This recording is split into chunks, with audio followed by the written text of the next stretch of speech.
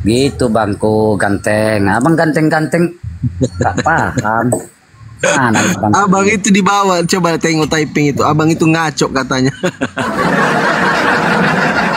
Yang ngatur kan yang gak ada pikirannya. Coba, yang oke, saya naikkan kawan Kristen satu bang. Oh ada abang udah ternyata, sorry, tak kulihat. Sekarang aku dulu lah bertanya. Ya bentar dulu bang. Saya naikkan dulu kakak saya bang ya.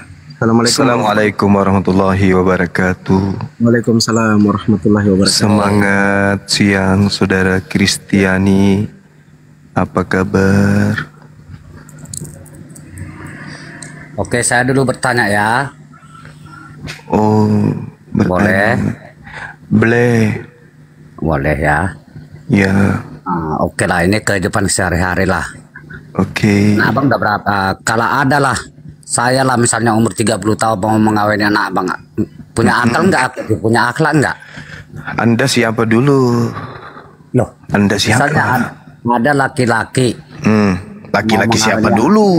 Laki-laki siapa dulu? Hah? Laki-lakinya siapa dulu? Yang baik lah, punya akhlak. Baiknya maksudnya baik level apa dulu? Pokoknya anak laki-laki. Oh, nggak bisa sembarang nikahi anak gue, nggak bisa.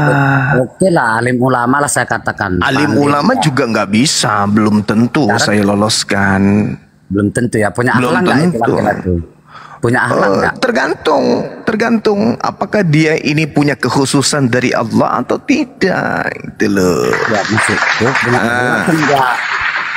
Sekarang saya tanya sama saudara. Kalau sabar. Sekarang saya tanya nih, ini perasaan Anda ya, perasaan Anda yang ada di dalam hati Anda sebagai manusia.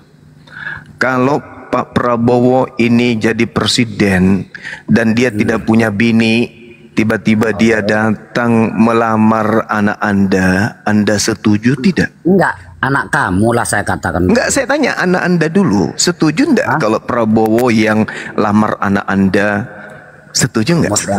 Umur berapa? 3 tahun mungkin? Enggak setuju kan? Coba tanya. Coba tanya dalam hati Anda tuh. Pertanyaan tuh. Enggak, aku bertanya sama kamu. Kan dilamar usia 3 tahun. Nanti serumah di usia 9 tahun. Ayo, dilamar usia 3 tahun, nanti kemudian serumah di usia 9 tahun. Ayo, Anda setuju nggak? Mengheboh nggak Indonesia ini ketika presiden orang 01 di Indonesia melamar anak Anda? Jangan munafik. Ayo, itu dulu poinnya. Apalagi yang melamar ini adalah seorang nabi.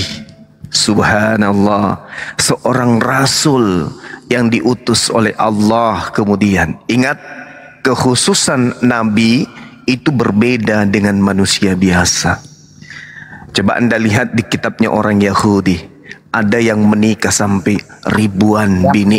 Tanya, punya akhlak nggak laki-laki itu? Loh, punya akhlak kenapa tidak? Oh, melamar, bukan memperkosa, bukan mencabuli. Ayo. Ada istrinya juga, mau dikawinkan juga sama umur 6 tahun. Iya. Apa memang? Berarti laki-laki itu nggak punya akhlak kan? Bukan masalah tidak punya akhlak. Bagaimana pula dengan Ishak yang menikahi kemudian istrinya di usia 3 tahun? Nggak usah sampai Ishak. Nggak bisa. Karena Anda masuk ke dalam zona kenabian. Nggak bisa. Jangan Anda mendudukkan orang per orang setara dengan para nabi. Nggak boleh. Pakai otak. Otak itu dibuka. Ini nabi yang sedang kita bicarakan. Dia bukan manusia biasa. Bagaimana Ishak kemudian melamar istrinya di usia 3 tahun. Itu dulu poinnya. Nabi, jangankan nabi, ahli ulama aja. Ya, ahli ulama. Kalau memang ada punya akhlak, dia punya pemikiran yang cerdas, pasti dia tidak akan mau. Oke, lalu apa alasan Tuhan di dalam Bilangan 31 nomor 18 mengambil semua wanita? Dengan sabar dulu. Ini berbicara mengenai kenabian. Anda harus adil di sini. Anda harus adil. Anda harus adil. Jangan hanya mau menghujat. Harus Anda adil menyikapi yang disebut nabi itu mereka punya kekhususan. Itu dulu poinnya. Bagaimana seorang Yakub, Nabi Yakub menikahi 4 istri, poligami. Dari hasil poligaminya muncul namanya Daud. Dari hasil Daud berpoligami muncul Salomo. Dari hasil Salomo poligami kemudian muncul Yesus. Oke. Daud di dalam kitab yang Anda ambil dari agama orang, di terjemahannya tertulis Daud mengintip bini prajurit yang sedang mandi. Lalu sabar. Lalu digaulinya. Habis digauli, keturunannya keluar. Begitu dia punya keturunan keluar, di antara keturunan poligami ini, gara-gara ngintip orang mandi, dengarkan, muncullah penulis-penulis perjanjian lama, Yeremia, Daniel, Yesaya. Dengar dulu, pengkhotbah, kitab raja-raja, kitab Samuel. Itu semua berasal dari orang tua yang anaknya, yang orang tuanya tadinya poligami. Oke? Jadi jangan Anda mendudukkan perkara Nabi kepada manusia biasa. Jangan. Dan itu internal Islam, itu internal Rasulullah. Itu adalah urusan keluarga Rasulullah dengan urusan istrinya. Lalu kita ini siapa? Ente siapa ribut mengenai rumah tangga orang? Rasulullah Muhammad SAW datang melamar baik-baik dan keluarga wanita menerima baik-baik. Kenapa Anda yang pusing? Enggak laki itu. Tidak ada hubungannya dengan akhlak. Anda tahu akhlak? Gini, apakah Anda ngerti apa itu akhlak? Saya tanya dulu. Akhlak itu apa? Ya apa menurutmu? Saya tanya lagi, apa menurutmu? Karena kamu pasti nggak tahu. Apa itu akhlak? Akhlak itu apa coba? Akhlak itu apa? Saya udah tahu. Kamu mengambil jawabannya. Apa itu akhlak? Akhlak itu kan pelajaran Islam. Akhlak itu hanya ada di Islam. Nah, Anda bawa akhlak. Akhlak itu apa coba? Saya ingin tahu. Cari sendiri jawabannya. Iya, mantap sekali lah saudaraku ini. Mantap sekali. Jadi seorang Rasulullah menikahi wanita usia 6 tahun, lalu nanti serumah usia 9 tahun. Siapa yang keberatan? Keluarga perempuan kagak, keluarga Rasulullah kagak, umatnya kagak. Lalu ente siapa?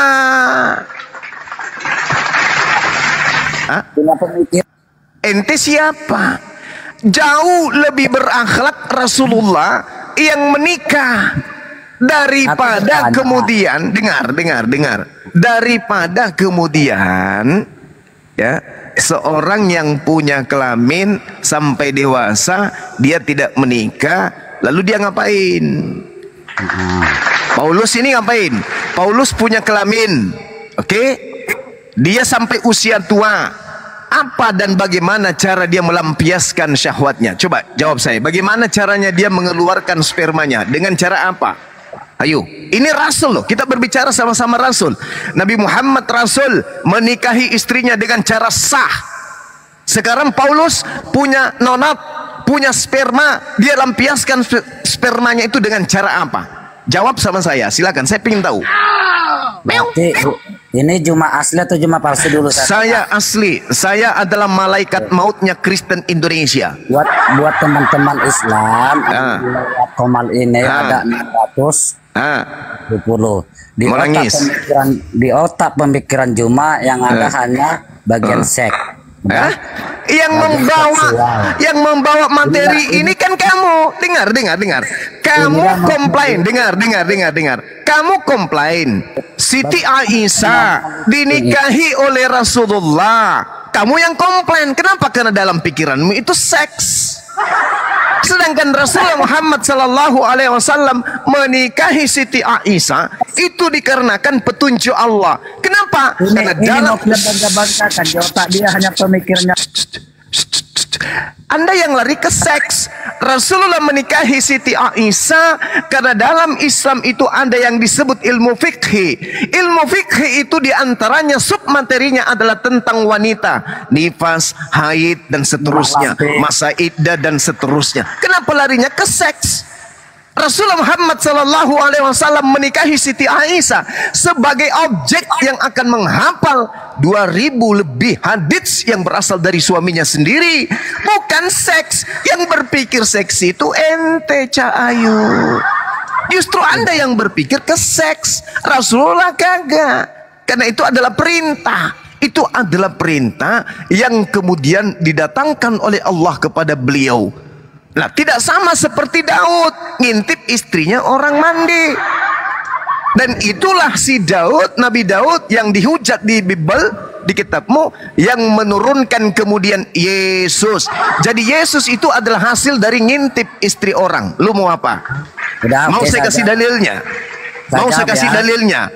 Yesus berasal dari hasil kakeknya mengintip istri orang mandi. Lu mau apa? Ayo. Saya jawab dulu ya. Ya, silakan. Buat teman-teman silakan.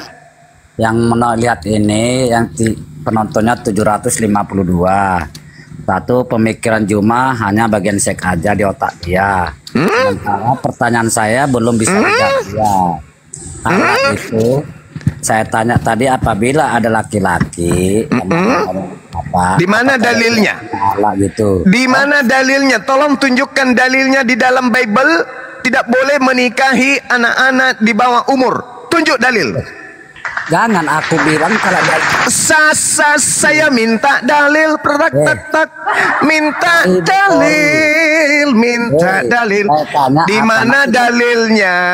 Di dalam kitabmu, kitab Spanyol, separuh nyolong dari Yahudi itu, bahwa tidak boleh menikah usia di bawah 10 tahun. Lalu tunjukkan dalilnya berapa usia wanita boleh dinikahi dalam Kristen. Jawab. Ingat, diskusi dengan dasar menghujat, pegang jantungmu.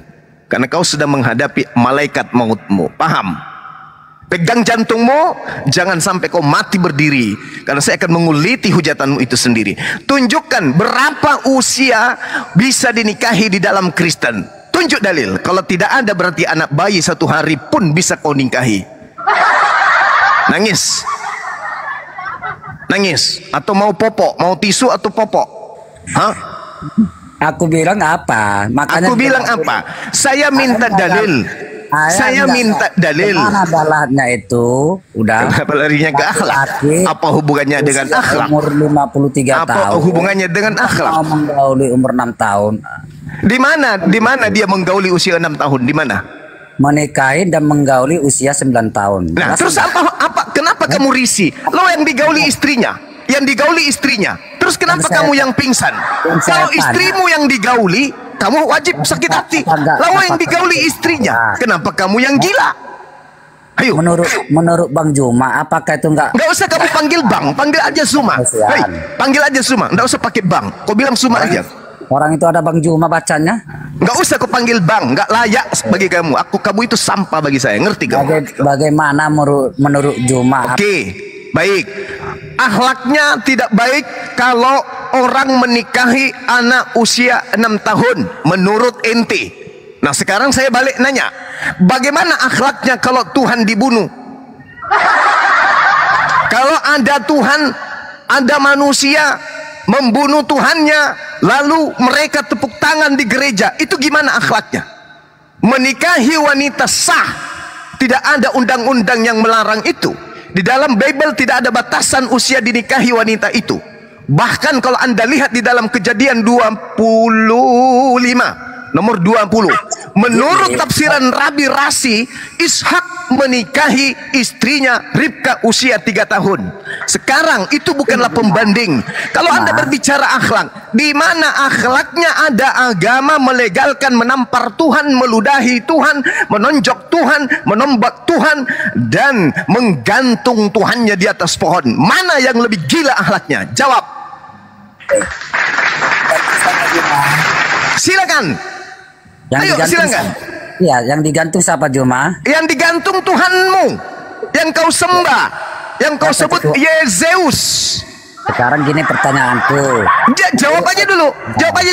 Mana akhlak yang paling bobrok akhlaknya ada agama melegalkan Tuhannya diludahin, ditampar, ditonjok, ditelanjangin, lalu digantung di atas pohon. Mana akhlak yang lebih mulia, yang lebih bagus, yang lebih hancur? Tunjukkan. Oke, gini ya. Hari penonton udah naik ini 800. Satu aja pertanyaanku. Sekarang Juma percaya nggak Yesus digantung? Saya percaya bahwa orang Kristen menyembah manusia yang digantung di atas pohon. Lu mau apa? Hayo. Nah, sekarang gini, Juma. Hayo.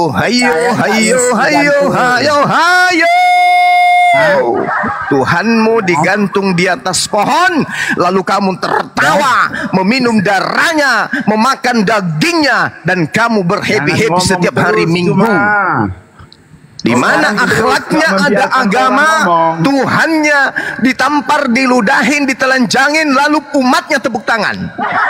Iya, Juma. Sekarang pertanyaanku gini, Juma percaya? Kenapa kamu nggak bisa jawab? Kenapa kamu nggak menjawab? Kamu yang ngomong. Kenapa kau tidak menjawab? Orang ngomong. Sekarang akhlaknya di mana? Dengarkan saya kalian berdua. Dengarkan.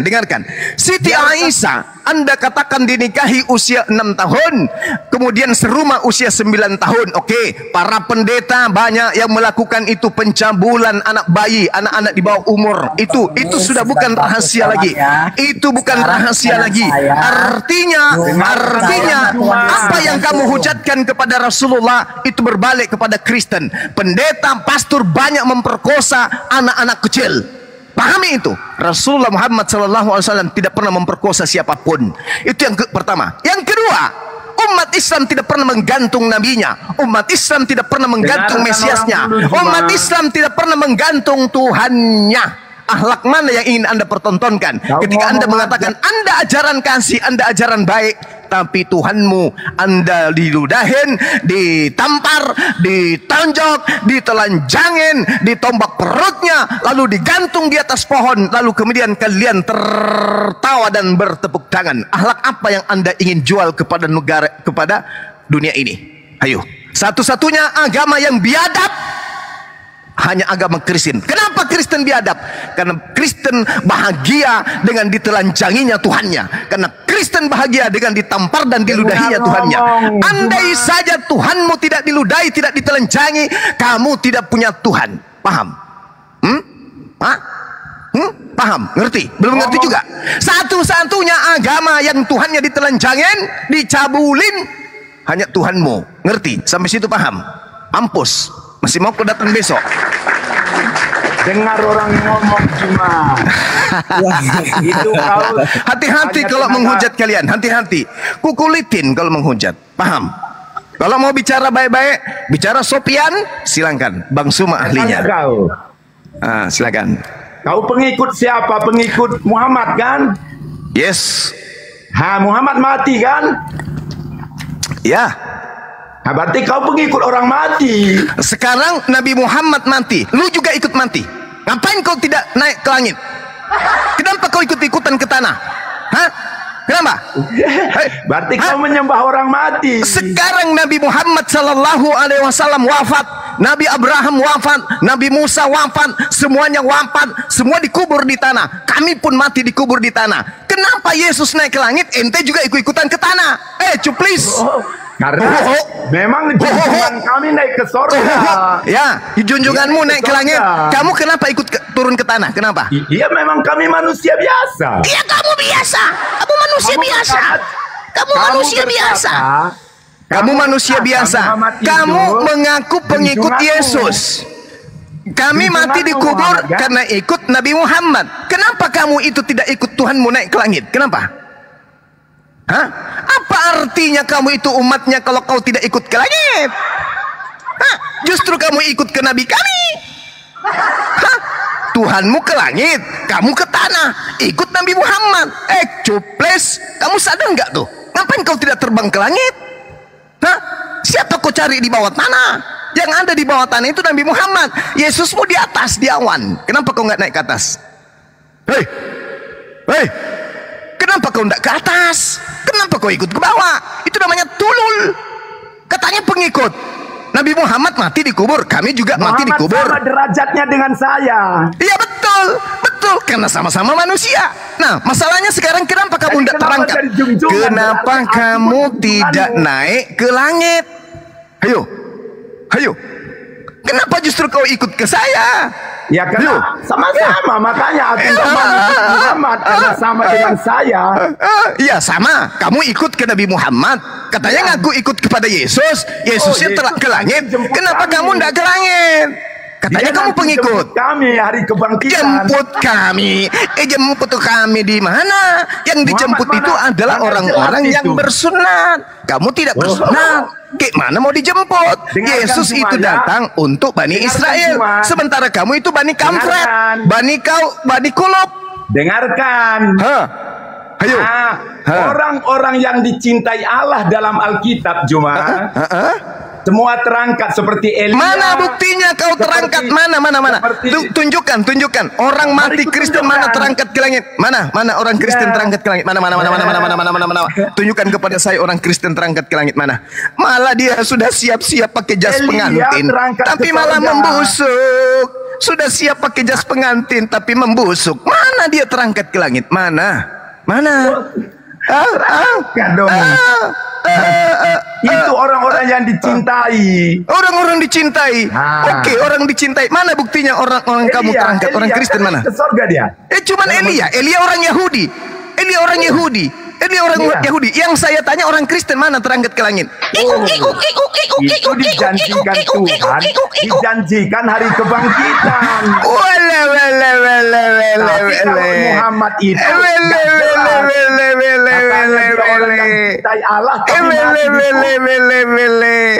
di dalam iman kami, dengar. Di dalam iman kami dengarkan. Nabi kami, Nabi Isa alaihissalam terangkat ke langit. Tak ada masalah. Sekarang kamu menghujat orang yang turun ke bumi, ke bawah tanah. Sedangkan kamu sendiri ke bawah tanah. Jadi pengikut. Ya kau pengikut Tuhanmu naik ke atas. Kenapa kamu ikut Nabi Muhammad ke bawah? Aku aja. Kenapa kamu ikut ke bawah? Kenapa enggak ke atas? Itu namanya Muhammad dan saya sama. Memang kamu sama-sama manusia. Nah sekarang Yesusmu terangkat ke langit. Yesusmu naik ke langit. Kamu kemana? Ke langit atau ke bumi? Diangkat kami pada zaman. Ya diangkat. Mimpi. Lu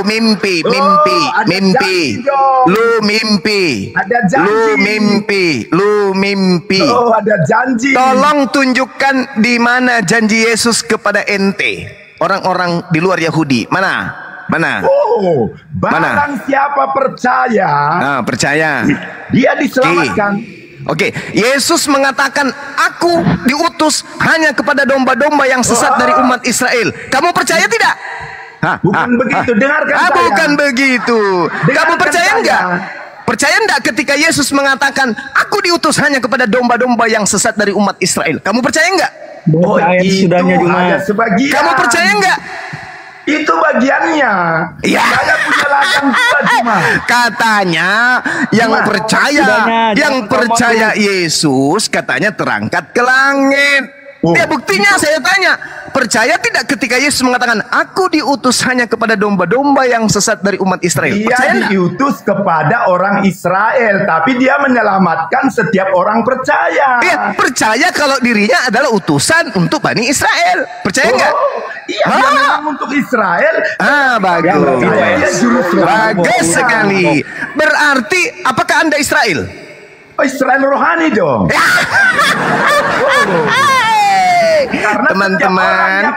Teman-teman, karena mereka bukan Bani Israel dan pingin kali ikut Yesus, maka ada istilah Israel rohani. Mari kita tertawa.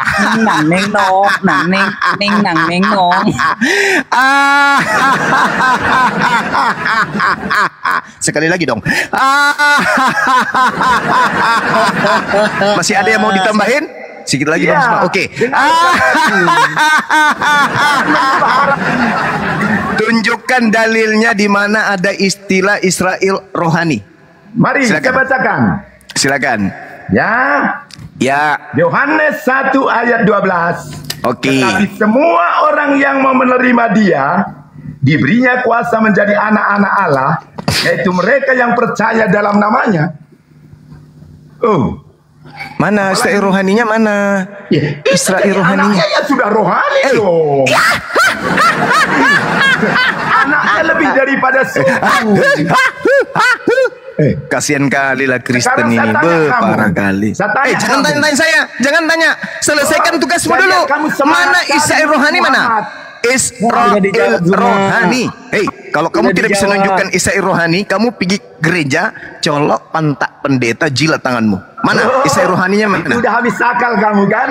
Israel Makanya rohaninya tak mana? jawab. Mana Israel rohaninya mana? Mana tunjukkan ke saya mana? Mana? Kita di seberapa banyak yang percaya diberi kuasa penyamar menjadi domba. anak Serigala penyamar domba. Mana buktikan kalau ada istilah Israel rohani mana? Jangan malu-maluin Kristen yang lain. Ayo. Ada rupanya lebih besar selain dari anak Allah Juma. Ya Allah cuma. Saya tidak tanya sebagai anak Theos atau anak Peninggal. dewa atau anak setan.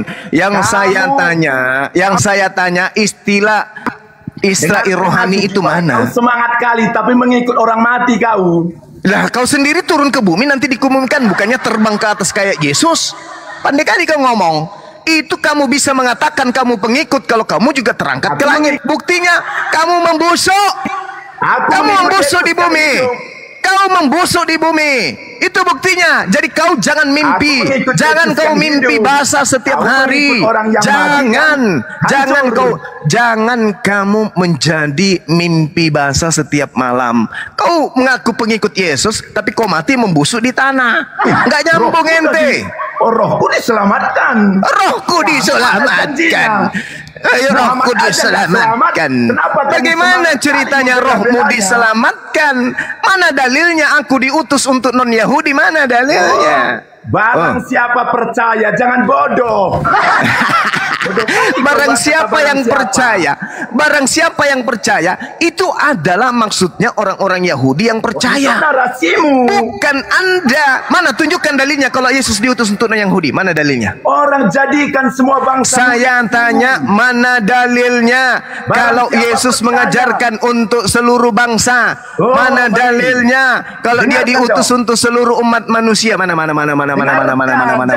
Terus. Mana dalilnya? Jalir ilmumu. Mana dalilnya? Sudah dijawab cuma Yesus. lagi. Mana dalilnya? Tunjukkan ke saya kalau Yesus mengajarkan dirinya diutus untuk seluruh umat manusia. Mana dalilnya? Dengarkan ya. Kisah Rasul ayat 8 saya baca. Kamu akan menerima kuasa kalau Roh Kudus turun atas kamu dan kamu menjadi saksiku Yerusalem, Judea, Samaria dan sampai ke ujung bumi. Oke. Sekarang yang dimaksud kamu itu siapa? Ya murid Yesus. Iya. Kamu percaya cuma.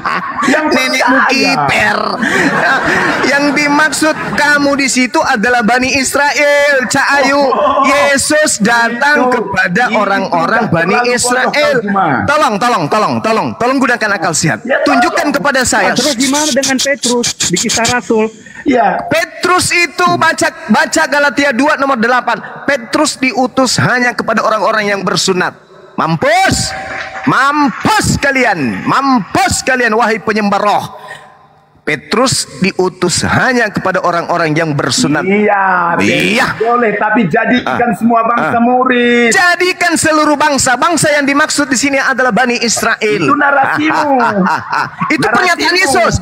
Matius 10 nomor 5 nomor 6. Yesus berpesan kepada diam, penyembah roh, diam. Jangan kau bilang diam, kau pun diam. Penyembah roh, diam. Dengarkan saya supaya kau cerdas. Jangan kau gila permanen. Dengar. Gurumu lagi menjelaskan. Matius 10 nomor 5 sampai nomor 6. Yesus berpesan kepada ke-12 muridnya agar jangan ke bangsa lain, melainkan pergilah kepada seluruh umat Israel. Di mana saja umat Israel itu ada, disitulah kamu pergi. Kalau umat Israelnya ada di Papua, kau ke Papua. Kalau umat Israelnya ada di Kutub Utara, kau ke Kutub Utara. Tapi bukan kepada pemakan babi laknatullah penyembah roh Kristen. Paham kau sampai situ? Udahlah, kau gak ngerti itu cuma. Sebenarnya kau kasihan kali aku melihat.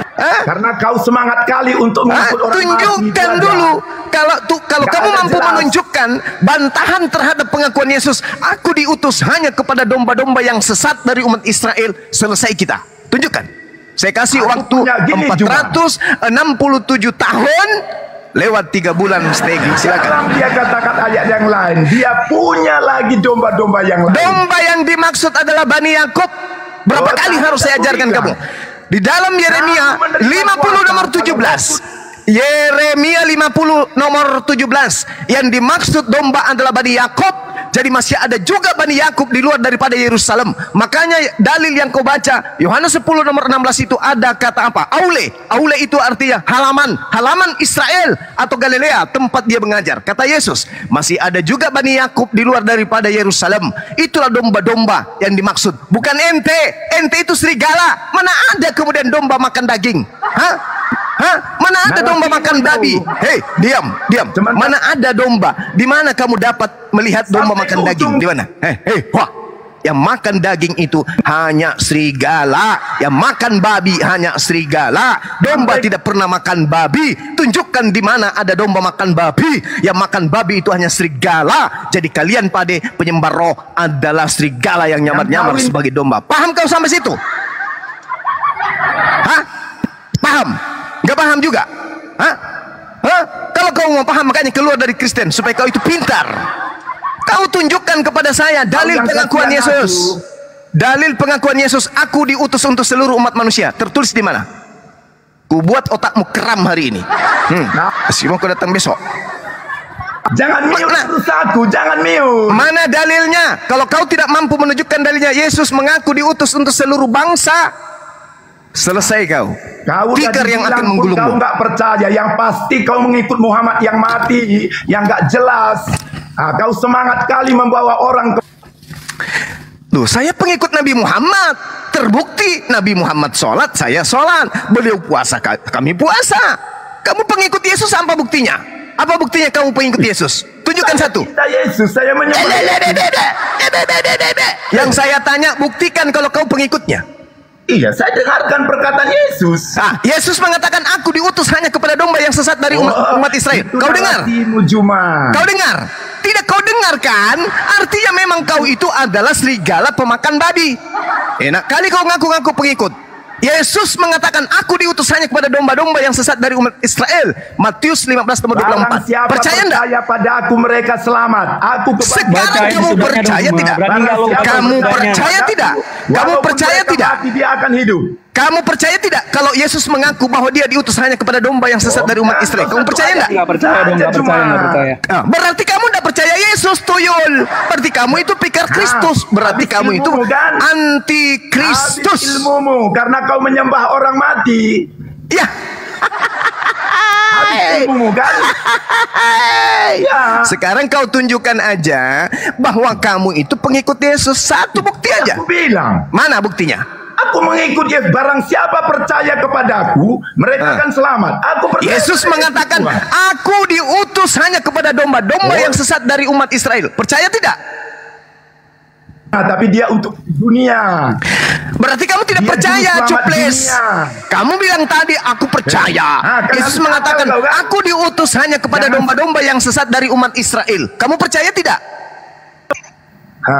Kamu lihat udah habis akalmu, Juma. Ya. Yesus berkata, aku diutus hanya kepada domba-domba yang sesat dari umat Israel. Apakah Anda umat Israel? Dari awalnya Yesus itu diberitakan malaikat juru selamat dunia. Ya. Malaikat mengatakan juru selamat dunia. Yesus mengatakan dia diutus hanya kepada domba yang sesat dari umat Israel. Yang mana yang bohong, yang mana yang dusta. Dia pun melanjutkan, barang siapa percaya padaku. Barang siapa percaya kepadaku. Saya percaya kepada Yesus bahwa dia adalah rasul untuk Bani Israel. Kamu percaya enggak kalau Yesus itu hanya untuk Bani Israel? Percaya enggak? Dia percaya. Berarti kamu tidak percaya Yesus. Berarti kamu tidak percaya kepada Yesus. Saya yang percaya. Gimana toh? Gimana toh? Yesus mengaku dengan lantangnya, kepada ke-12 muridnya dia berpesan, jangan engkau ke bangsa lain. Dengar, jangan kamu ke bangsa lain, tetapi pergilah kepada domba-domba yang sesat dari umatku Israel. Dan itu aku percaya, kamu sendiri tidak percaya, berarti kamu antikristus. Ayo. Sampai ke ujung bumi. Sampai ke ujung bumi. Karena di ujung bumi, karena di ujung bumi sudah ada Bani Israel. Maka murid-muridnya disuruh sampai ke ujung bumi. Ayo, bantah saya.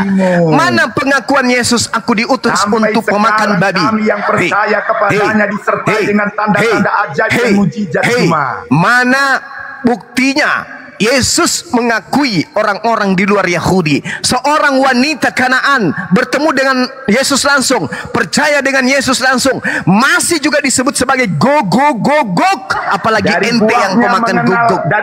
Dari buahnya mengenal buahnya. Dari buahnya kau mengenal dia.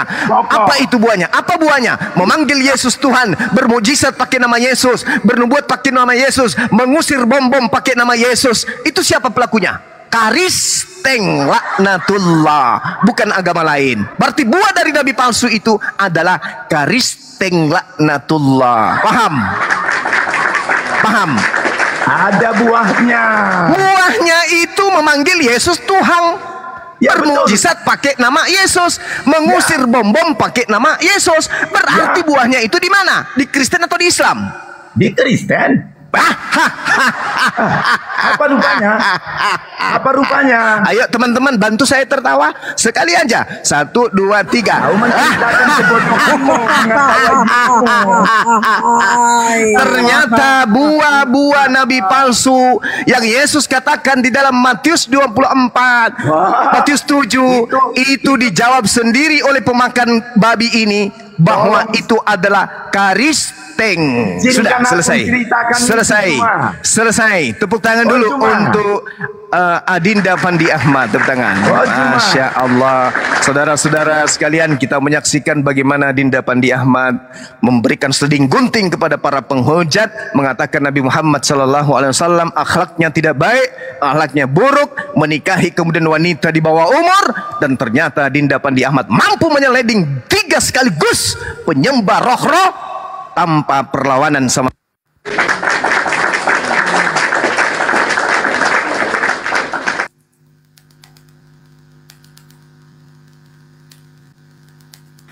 Assalamualaikum Bang Zuma semuanya.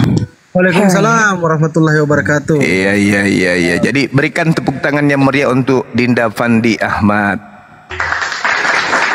Begitu sekali-kali teman-teman. Kalau ada yang menghujat itu jangan dikasih kesempatan bernapas. Gigit ginjalnya, injak jantungnya, paru-parunya kucek. Nah gitu, biji matanya colok, putar jarimu di dalam. Nah gitu caranya untuk membunuh para penghujat.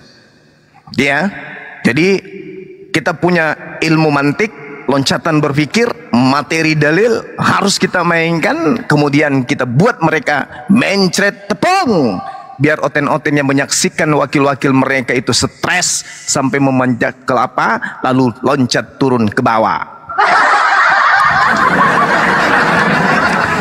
Masih ada penghujat. Kalau kalian tidak mau saya gas, naik ke atas, sopan ngomong, pelan-pelan ngomong. Anda bertanya tentang Islam, saya ladeni dengan baik. Anda bertanya tentang Kristen, saya ajarin dengan baik. Ingat, pendeta di gereja punya tujuan, punya misi. Ada yang diinginkan, sehingga mereka mengajarkan poin-poin tertentu saja. Bang Suma menguasai Bible, tidak ada iming-iming fulus, tidak perlu Anda bayar perpuluhan, tapi insya Allah saya akan mengantar Anda menjadi pengikut Yesus yang sesungguhnya. Paham ya? Jadi oten-oten yang mau belajar Bible silakan ke atas. Saya sendiri, ya, putra Makassar, putra Bugis, putra Sulawesi akan menuntun kalian menuju kepada jalan lurus, jalan yang Yesus ajarkan. Ani'budullah Rabbi wa Rabbakum. Yesus mengatakan dalam Yohanes 4 nomor 22, aku menyembah apa yang aku kenal, kalian menyembah apa yang tidak kalian kenal. Demikian, lanjut.